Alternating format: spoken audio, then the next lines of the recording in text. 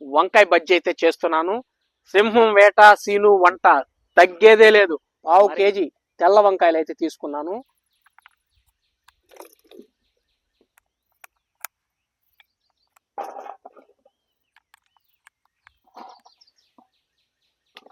చిన్న పిల్లకాయలు ఆడుకునే గోలీ సైజ్ అంత చింతపండు తీసుకుందాం. ఇప్పుడు ఎలా చేయాలో చూసేద్దాం రండి. స్టవ్ ఆన్ చేసుకున్నాను ఫ్రెండ్స్.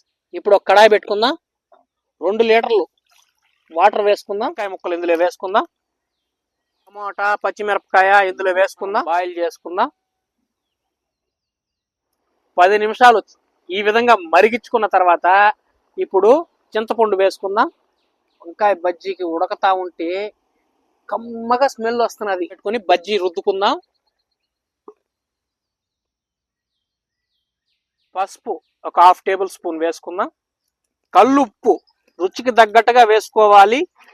రాళ్ళ సట్లో వేసుకొని ఈ విధంగా గిర అని తిప్పామంటే వంకాయ బజ్జీ అబ్బా ఆ రుచి ఆ టేస్ట్ అది వేరే లెవెల్లో ఉంటుంది ఫ్రెండ్స్.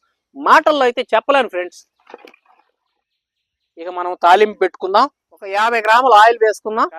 ఉద్దిపప్పు ఆవాలు ఒక 1/2 టేబుల్ స్పూన్ వేసుకుందాం. వెంటనే కరివేపాకు వేసుకుందాం. ఇప్పుడు ముందుగా రుద్ది పెట్టుకున్న బజ్జీ వేసుకుందాం.